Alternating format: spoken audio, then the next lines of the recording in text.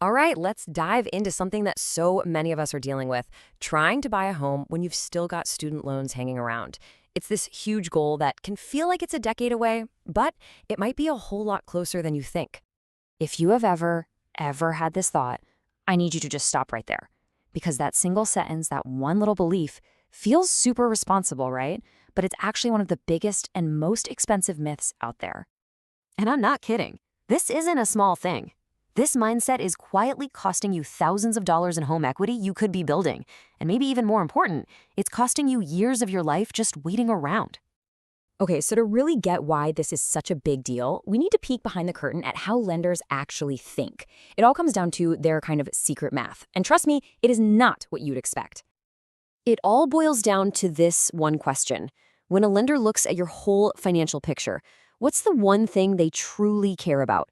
I'll give you a hint. It's not the total amount of debt you have, not even close. Look, they're not judging your life choices. They're not judging your major. They are judging your financial structure. They're looking at the raw math, your cash flow, how you're handling payments.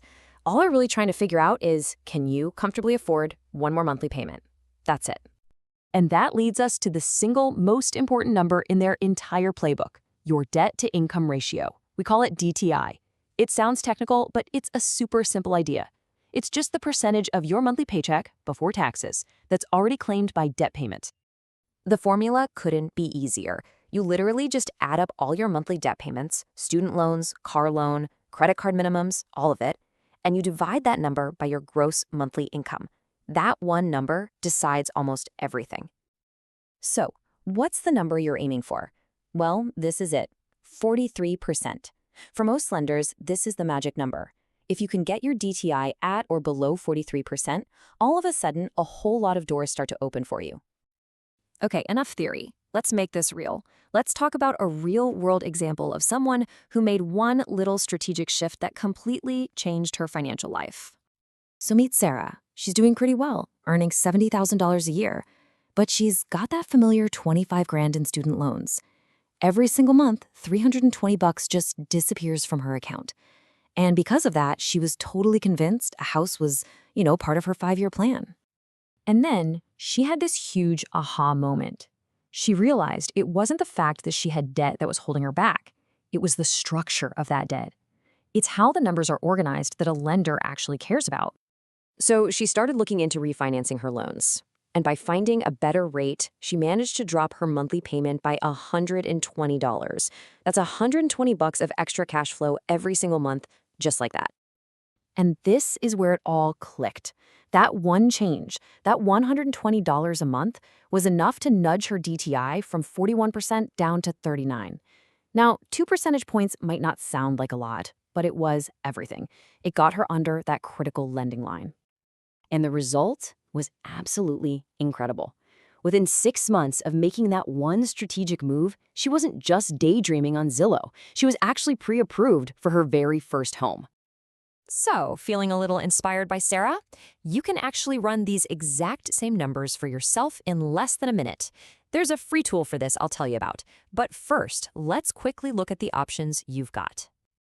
Okay, so understanding your DTI is step 1. Step 2 is knowing what you can actually do about it. There are basically 3 main paths you can take to restructure your loans and really boost your buying power. All right, path number 1. You can just stick with what you've got. It's simple, and if you have federal loans, you keep all those protections. The downside, your DTI might be stuck a little too high. Path 2 is federal consolidation. This can lower your monthly payment, but it usually does that by stretching out the loan, which means you might pay more interest over time. And path 3 is private refinancing. This is what Sarah did. It can drop your DTI dramatically, but, and this is a big one, you lose those federal protections. So as you can see, there are trade-offs, and what's right really depends on your goals. Okay, this is where we bring it all home. We've seen the math, we've looked at the strategies. Now it's about shifting from just understanding the stuff to building your own personal action plan. The most powerful thing you can do is make this one mindset shift. Stop looking at your debt as some kind of punishment you just have to suffer through. Start seeing it as something you can actively shape and design to help you reach your goals, like owning a home. So I have to ask you, Are you ready to find out how close you really are? I'm not talking about a gut feeling or what you heard from a friend. I'm talking about the actual math that lenders use to make decisions. It's a really simple three-step process. First, you run your own numbers in the calculator. Second, you compare those three paths side by side, so you can see which one actually improves your odds. And third, you get a clear action plan based on your results. No more guessing. So before you leave, go ahead and click the link right below this explainer. You can run your numbers and get your free student loan action plan. It's a simple little checklist that will walk you step by step through exactly what you need to do next to get closer to buying your own place.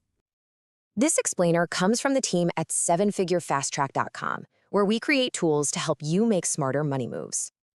You've just done more in a few minutes than most people do in years to figure this stuff out. You're on your way. I'll see you in the next strategy session.